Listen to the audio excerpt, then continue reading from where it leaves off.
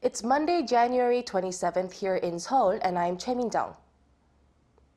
It's a snowy third day of the Lunar New Year holiday with a heavy snow warning issued across many regions, causing traffic delays.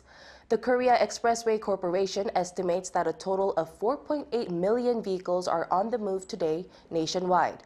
The estimated time travel by car from Seoul is 6 hours to Busan, 5 hours to Daegu, and a little over 3 hours to Gangneung as of 5 p.m.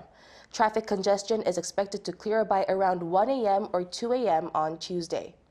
The Ministry of the Interior and Safety has issued heavy snow warnings for central parts of the country, Jeju, Jeollabuk-do, and Gyeongsang-buk-do provinces. It has activated the first level of the response system and also raised the crisis alert level for heavy snow from attention to caution. Also, according to the Central Disaster and Safety Countermeasures Headquarters, 10 flights were canceled as of 11 a.m. due to heavy snow. Their air quality in the central and western regions is also poor due to the first yellow dust of the winter. And on the political front, South Korean prosecutors indicted President Yoon on charges of leading an insurrection just a day before his detention was set to end. This is the first time in the country's history that a sitting president has been indicted.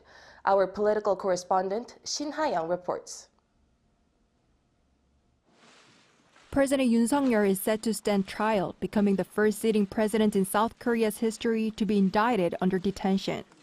Prosecutors on Sunday indicted President Yoon on charges of leading an insurrection through his brief imposition of martial law. The move came 54 days after the declaration of martial law and just 1 day before Yoon's detention period was set to end. The prosecution's special investigation team took over the case from the Corruption Investigation Office for high-ranking officials on Thursday, earlier than planned following Yoon's refusal to cooperate with the CIO. The prosecutors twice requested to extend Yoon's detention for further investigations, but the Seoul Central District Court rejected it. Although the court's decision prevented further investigations, such as questioning the president in person, the prosecution concluded that indicting him was appropriate after reviewing the evidence gathered so far. They also cited ongoing concerns about evidence tampering. Yoon also faced allegations of abuse of power, but those charges were dropped because under South Korean law, a sitting president has immunity from most criminal prosecutions except for charges related to insurrection or inciting foreign aggression.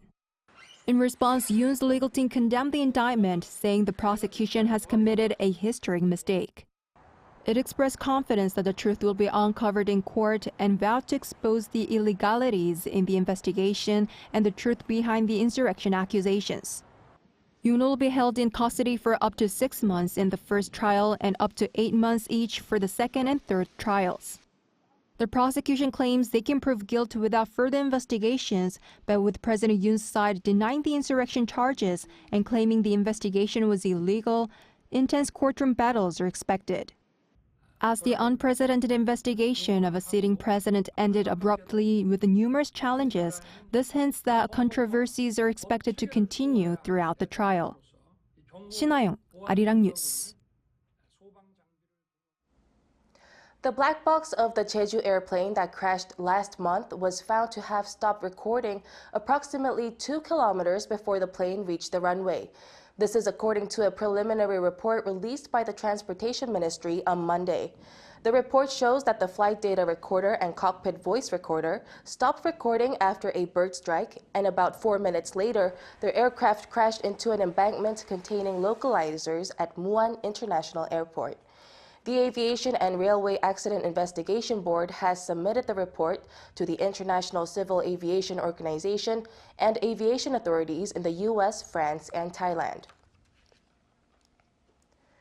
In other news, U.S. President Donald Trump has put a hold on imposing tariffs and sanctions after Colombia agreed it would accept deported migrants.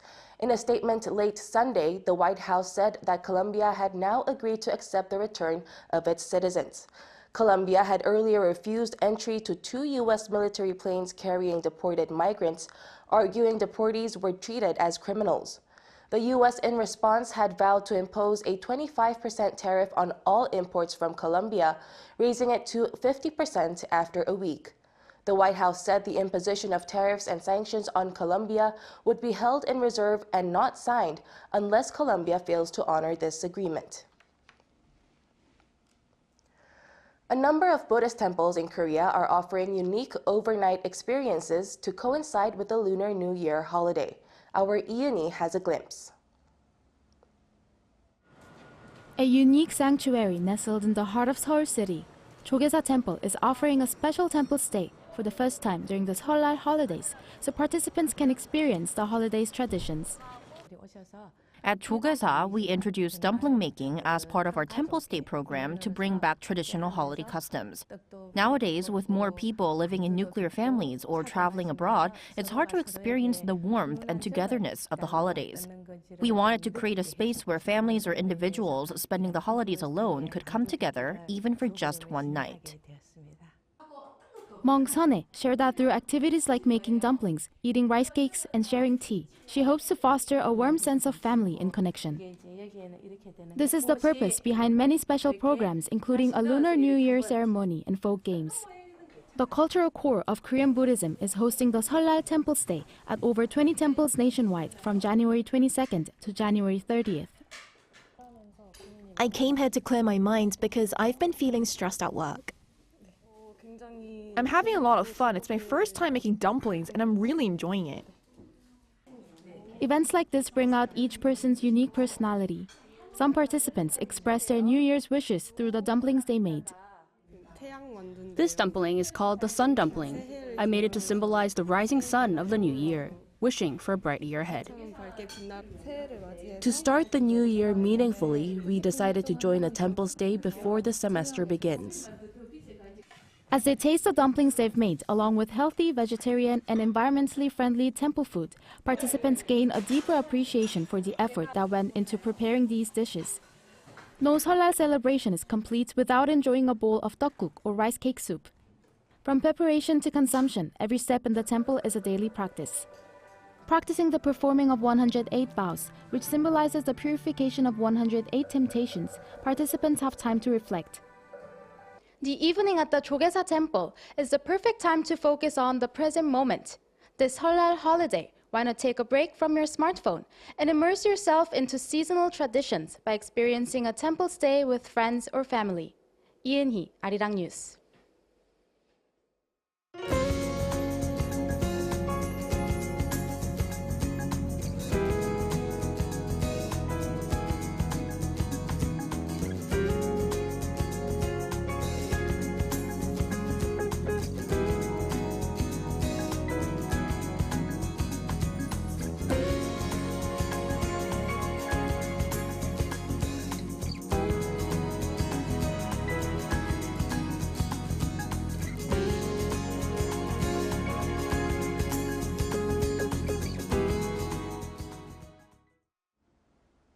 Thank you for watching Arirang News. See you next time.